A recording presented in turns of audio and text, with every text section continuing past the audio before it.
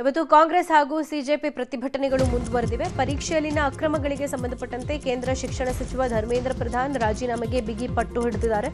ಕೇಂದ್ರ ಸರ್ಕಾರಕ್ಕೆ ಸಂಧಾನ ಕರೆದ್ರೂ ಸಿಜೆಪಿ ಬಗ್ತಾ ಇಲ್ಲ. ಪ್ರಧಾನ್ ರಾಜೀನಾಮೆ ಕೊಟ್ಟರೆ ಅಷ್ಟೇ ಮಾತುಕತೆಗೆ ಬರೋದು ಅಂತ ಪಟ್ಟು ಹಿಡಿದು ಕೂತಿದ್ದಾರೆ. ಸರ್ಕಾರದ ಭರವಸೆ ನಡುವೆನೂ ಇವತ್ತು ದೇಶದಾದ್ಯಂತ ಪ್ರತಿಭಟನೆಗೆ ಜಿರಳೆ ಜನತಾ ಪಕ್ಷ ಕರೆ ಕೊಟ್ಟಿದೆ.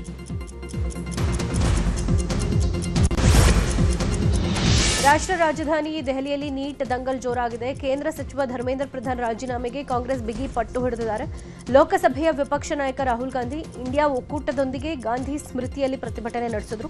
ನೀಟ್ನಿಂದಾಗಿ ಆತ್ಮಹತ್ಯೆಗೆ ಶರಣಾದವರಿಗೆ ಶ್ರದ್ಧಾಂಜಲಿಯನ್ನು ಸಲ್ಲಿಸಿದ್ದಾರೆ. ಈ ಕುರಿತು ಮಾತನಾಡಿದ ರಾಹುಲ್ ಗಾಂಧಿ, ಕೇಂದ್ರ ಸರ್ಕಾರ ವಿದ್ಯಾರ್ಥಿಗಳನ್ನ ಕ್ರೂರವಾಗಿ ನಡೆಸ್ತಾ ಇದೆ ಅಂತ ಕಿಡಿಕಾರಿದ್ರು. ನೀಟ್ ಅಕ್ರಮದಿಂದಾಗಿ ಮನನೊಂದು ಆತ್ಮಹತ್ಯೆಗೆ ಶರಣಾದ ವಿದ್ಯಾರ್ಥಿಗಳ ಕುಟುಂಬಗಳಿಗೆ ಸೂಕ್ತ ಹಣಕಾಸಿನ ಪರಿಹಾರ ನೀಡಬೇಕು ಅಂತ ಒತ್ತಾಯಿಸಲಾಗಿದೆ.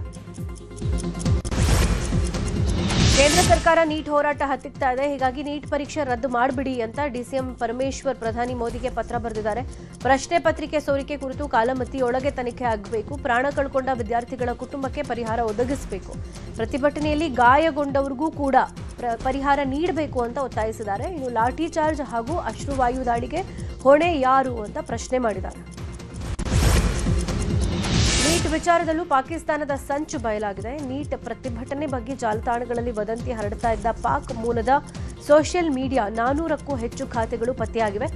ದಿಲ್ಲಿ ಪೊಲೀಸರು ಫೇಕ್ ಖಾತೆಗಳನ್ನು ಬ್ಲಾಕ್ ಮಾಡಿದ್ದಾರೆ. ಇನ್ನು ನೀಟ್ ಕುರಿತು ವದಂತಿಗಳನ್ನು ನಂಬಬಾರದು ಅಂತ ಮನವಿ ಮಾಡಿಕೊಂಡಿದ್ದಾರೆ. ದೆಹಲಿಯ ಜಂತರ್ ಮಂತರ್ ಬಳಿ ಇಂಟರ್ನೆಟ್ ಬಂದ್ ಮಾಡಿ ಈ ವಿಚಾರಕ್ಕೆ ಸಂಬಂಧಪಟ್ಟಂತೆ ದೆಹಲಿ ಪೊಲೀಸರು ಸ್ಪಷ್ಟನೆ ಕೊಟ್ಟಿದ್ದಾರೆ. ಪ್ರತಿಭಟನೆ ಉದ್ದೇಶಕ್ಕೆ ಇಂಟರ್ನೆಟ್ ಬಂದ್ ಮಾಡಿಲ್ಲ. ನಿಯಮಿತ ತ್ರೈಮಾಸಿಕ ಪ್ರಕ್ರಿಯೆಯಂತೆ ಇಂಟರ್ನೆಟ್ ಬಂದ್ ಆಗಿದೆ. ಪ್ರತಿಭಟನೆ ಆರಂಭ ಆಗೋದಕ್ಕೂ ಮುನ್ನವೇ ಈ ಬಗ್ಗೆ ನಿರ್ಧಾರ ಮಾಡಲಾಗಿತ್ತು. ಇದು ಸಾಮಾನ್ಯ ಆಡಳಿತಾತ್ಮಕ ಪ್ರಕ್ರಿಯೆಯ ಭಾಗ ಅಂತ ಎಕ್ಸ್ನಲ್ಲಿ ಈ ಬಗ್ಗೆ ಸ್ಪಷ್ಟನೆ ಕೊಟ್ಟಿದ್ದಾರೆ. ಇನ್ನು ದೆಹಲಿಯಲ್ಲಿ ಇವತ್ತು ಮತ್ತೆ ಮೆಟ್ರೋ ನಿಲ್ದಾಣಗಳು ಬಂದ್ ಆಗಲಿವೆ. ಇವತ್ತು ಬೆಳಗ್ಗೆ 7:15ರಿಂದ 17 ಮೆಟ್ರೋ ನಿಲ್ದಾಣಗಳು ಬಂದ್ ಆಗಿರಲಿವೆ ಅಂತ ದೆಹಲಿ ಸರ್ಕಾರ ತಿಳಿಸಿದೆ. ದೆಹಲಿಯಲ್ಲಿ ನಡೀತಾ ಇರುವ ನೀಟ್ ಪ್ರತಿಭಟನೆಗೆ ಸಾಮಾಜಿಕ ಕಾರ್ಯಕರ್ತ ಅಣ್ಣಾ ಹಜಾರೆ ಎಂಟ್ರಿ ಆಗಿದ್ದಾರೆ. ಸಿಜೆಪಿ ಪ್ರತಿಭಟನೆಗೆ ಬೆಂಬಲಿಸಿ ಮಹಾರಾಷ್ಟ್ರದ ಅಹಲ್ಯ ನಗರದಲ್ಲಿ ಮೌನ ಚಳುವಳಿ ಆರಂಭ ಮಾಡಿದ್ದಾರೆ. ವಿದ್ಯಾರ್ಥಿಗಳ ಪ್ರತಿಭಟನೆಗೆ ಸಂಬಂಧಪಟ್ಟಂತೆ ಪ್ರಧಾನಿ ಮೋದಿಗೆ ಅಣ್ಣಾ ಹಜಾರೆ ಪತ್ರ ಬರೆದಿದ್ದಾರೆ. ಈ ಕುರಿತು ಮಾತನಾಡಿರುವ ಅಣ್ಣಾ ಹಜಾರೆ, ವಿದ್ಯಾರ್ಥಿ ಯುವ ಶಕ್ತಿ, ರಾಷ್ಟ್ರೀಯ ಶಕ್ತಿ, ನೀವು ತಪ್ಪುದಾರಿಯಲ್ಲಿ ಹೋದರೆ ತಪ್ಪಾಗುತ್ತೆ ಅಂತ ಎಚ್ಚರಿಕೆ ಕೊಟ್ಟಿದ್ದಾರೆ. ನೀಟ್ ಪ್ರಶ್ನೆ ಪತ್ರಿಕೆ ಸೋರಿಕೆ ಪ್ರಕರಣಕ್ಕೆ ಸಂಬಂಧಪಟ್ಟಂತೆ ತ್ವರಿತ ನ್ಯಾಯಾಲಯಗಳನ್ನು ಸ್ಥಾಪಿಸೋಕೆ ನಿರ್ಧಾರ ಮಾಡಲಾಗಿದೆ. ಈ ಬಗ್ಗೆ ಬಾಲಿವುಡ್ ನಟ ಸಲ್ಮಾನ್ ಖಾನ್ ರಿಯಾಕ್ಷನ್ ಕೊಟ್ಟಿದ್ದಾರೆ.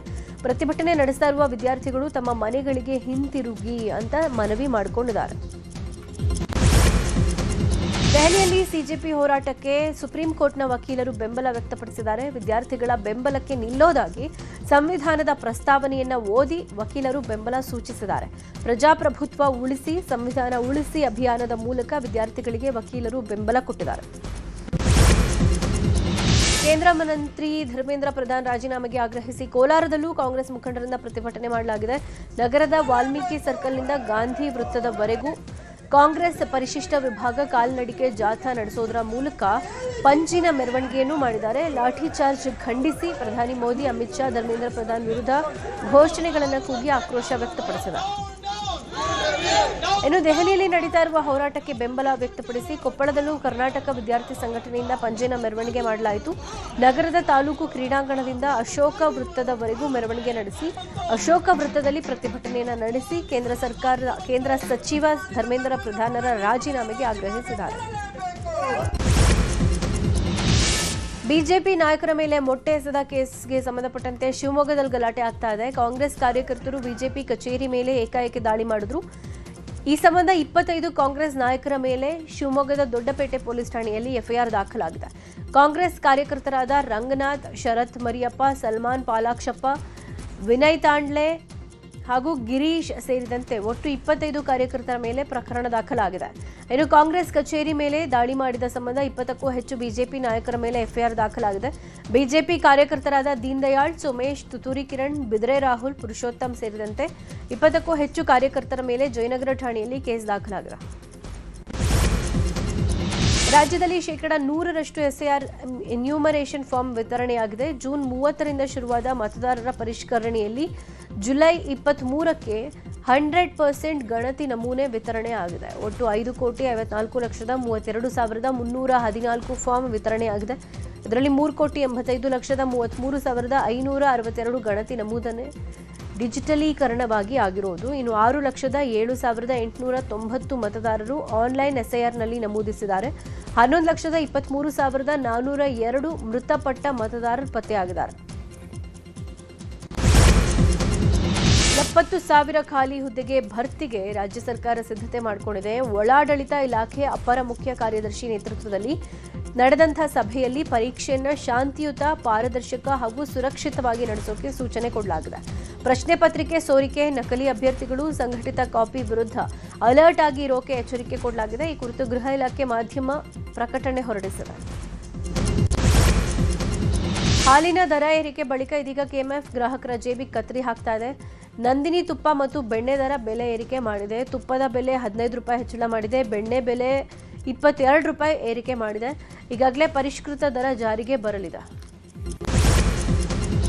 ತುರ್ತು ನಿರ್ವಹಣಾ ಕಾಮಗಾರಿ ಹಿನ್ನೆಲೆ ಇವತ್ತು ಯಲಹಂಕದಲ್ಲಿ ವಿದ್ಯುತ್ ವ್ಯತ್ಯಯ ಆಗಲಿದೆ. ಕೆಪಿಟಿಸಿಎಲ್ ವತಿಯಿಂದ ಯಲಹಂಕ ಸಬ್ಸ್ಟೇಷನ್ನಲ್ಲಿ ತುರ್ತು ನಿರ್ವಹಣಾ ಕಾಮಗಾರಿ ನಡೆಯಲಿರುವ ಹಿನ್ನೆಲೆ ಬೆಳಗ್ಗೆ 11ರಿಂದ ಸಂಜೆ 4ರವರೆಗೆ ಹೆಬ್ಬಾಳ ವಿಭಾಗದ C7 ಉಪ ವಿಭಾಗದ ವ್ಯಾಪ್ತಿಯ ಹಲವು ಪ್ರದೇಶಗಳಲ್ಲಿ ವಿದ್ಯುತ್ ಪೂರೈಕೆಯಲ್ಲಿ ವ್ಯತ್ಯಯ ಉಂಟಾಗಲಿದೆ.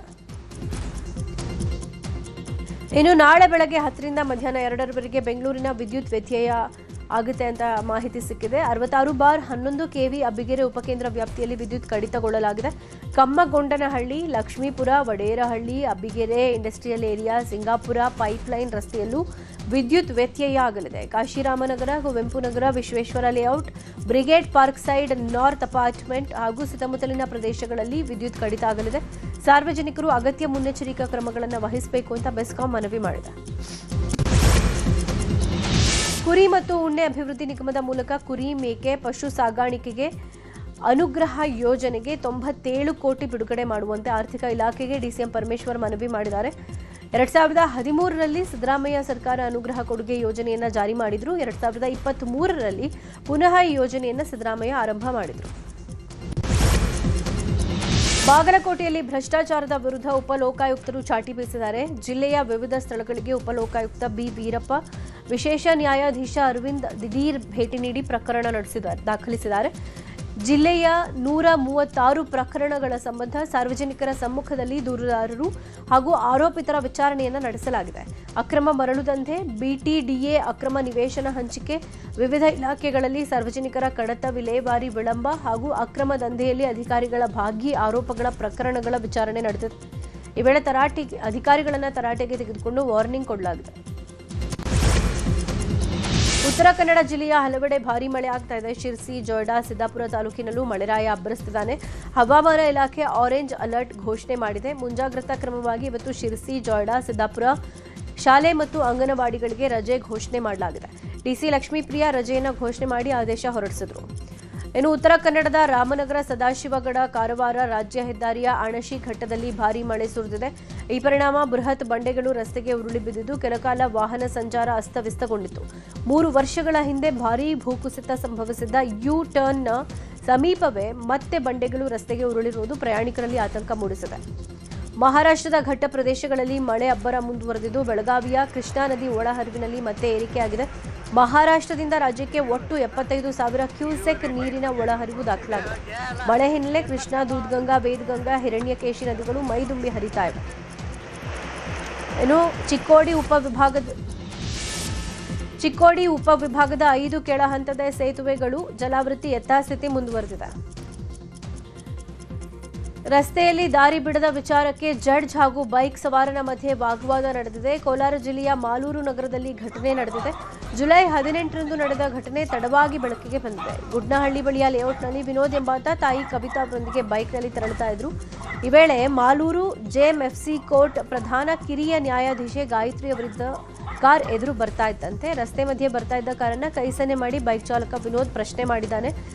ಈ ಮಧ್ಯೆ ಕಿರಿಕಾಗದೆ ಬೈಕ್ ಹಿಂಬಾಲಿಸಿ ವಿನೋದ್ ಮನೆ ಬಳಿಗೆ ಹೋಗಿ ಜಡ್ಜ್ ಆಕ್ರೋಶ ಹೊರಹಾಕಿದ್ದಾರೆ. ಈ ವೇಳೆ ಪೊಲೀಸ್ ಪೇದೆ ಶ್ರೀಧರ್ನನ್ನ ಜಡ್ಜ್ ಕರೆಸಿ ವಿನೋದ್ನ ಪೊಲೀಸರಿಗೆ ಒಪ್ಪಿಸಿದ್ದಾರೆ. ಈ ವೇಳೆ ಹೈ ಡ್ರಾಮಾ ನಡೆದಿದ್ದು ಜಡ್ಜ್ ಎದುರೇ ವಿನೋದ್ಗೆ ಪೇದೆ ಕಪಾಳ ಮೋಕ್ಷ ಮಾಡಿದ್ದಾರೆ. ಸಾಮಾಜಿಕ ಜಾಲತಾಣಗಳಲ್ಲಿ ವಿಡಿಯೋ ವೈರಲ್ ಆಗಿದೆ. ಬಿಡದಿ ಟೌನ್ಶಿಪ್ ಯೋಜನೆ ವಿರೋಧಿಸಿ ದಿನದಿಂದ ದಿನಕ್ಕೆ ಯೋಜನೆ ಪರ ಇರೋ ರೈತರ ಹೋರಾಟ ತೀವ್ರ ಆಗ್ತಾ ಇದೆ. ಇದೀಗ ಹೋರಾಟಕ್ಕೆ ಮತ್ತಷ್ಟು ಪುಷ್ಟಿ ಕೊಡೋಕೆ ಕೊಡಗು ಭಾಗದ ರೈತರು ಬೆಂಬಲ ಕೊಡಲಿದ್ದಾರೆ. ಬೆಳಗ್ಗೆ 11 ಗಂಟೆಗೆ ಕೊಡಗು ರೈತರು ಆಗಮಿಸಿ ಬೈರಮಂಗಲ ಪ್ರತಿಭಟನಾ ಸ್ಥಳದಲ್ಲಿ ಯೋಜನೆಯ ವಿರೋಧಿ ರೈತರಿಗೆ ಬೆಂಬಲ ಕೊಡಲಿದ್ದಾರೆ.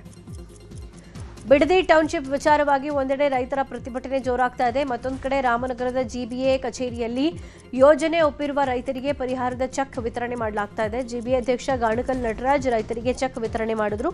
ಯೋಜನೆಯ ಪರ ವಿರೋಧದ ಮಧ್ಯೆ ಯೋಜನೆಯ ಚಟುವಟಿಕೆ ಸರಾಗವಾಗಿ ನಡೀತಾ ಇದೆ. ಎರಡನೇ ಆಷಾಢ ಶುಕ್ರವಾರ ಹಿನ್ನೆಲೆ ಮೈಸೂರಿನ ಚಾಮುಂಡಿ ಬೆಟ್ಟಕ್ಕೆ ಭಕ್ತರ ದಂಡೆ ಹರಿದು ಬರ್ತಾ ಇದೆ. ಮುಂಜಾನೆ ಬೆಳಗ್ಗೆ 3 ಗಂಟೆಯಿಂದಲೇ ಚಾಮುಂಡೇಶ್ವರಿಗೆ ವಿಶೇಷ ಪೂಜಾ ಕೈಂಕರ್ಯ ನಡೀತಾ ಇದೆ. ಭಕ್ತರಿಗೆ ಲಲಿತ್ ಮಹಲ್ ಗ್ರೌಂಡ್ನಿಂದ ಫ್ರೀ ಬಸ್ ಸೇವೆ ಇರುತ್ತೆ. 2,000 ಟಿಕೆಟ್ ಖರೀದಿ ಮಾಡಿದವರಿಗೆ ಎಸಿ ಬಸ್ ಅರ್ಧ ಗಂಟೆಯಲ್ಲಿ ದರ್ಶನ ಪಡೆಯಬಹುದು.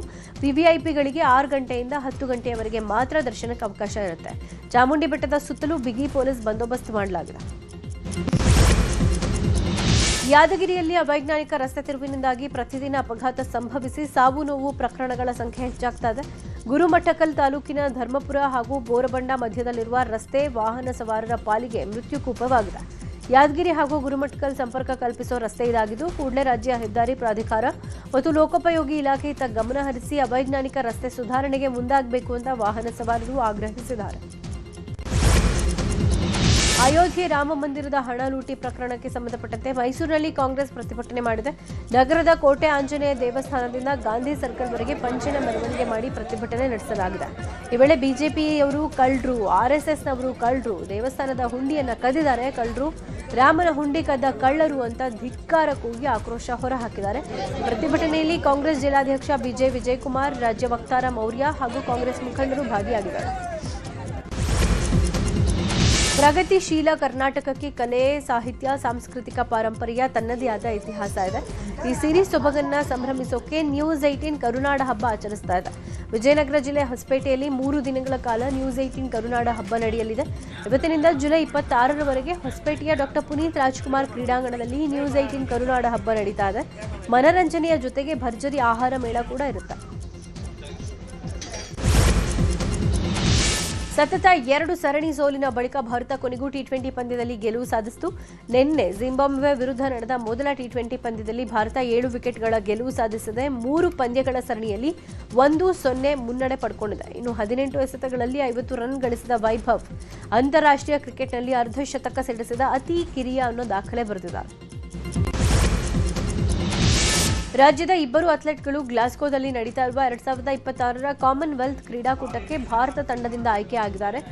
ಮೈಸೂರಿನ ಕೆಆರ್ ನಗರ ತಾಲೂಕಿನ Kanchagara ಕೊಪ್ಪಲಿನ para athlete KS Shilpa ಭಾರತವನ್ನ ಪ್ರತಿನಿಧಿಸಲಿದ್ದಾರೆ. ಇವರ ಜೊತೆಗೆ ಲಾಂಗ್ ಜಂಪ್ನಲ್ಲಿ ರಾಷ್ಟ್ರೀಯ ದಾಖಲೆ ನಿರ್ಮಿಸಿರೋ ಲೋಕೇಶ್ ಸತ್ಯನಾಥನ್ ಕೂಡ ಆಯ್ಕೆಯಾಗಿದ್ದಾರೆ.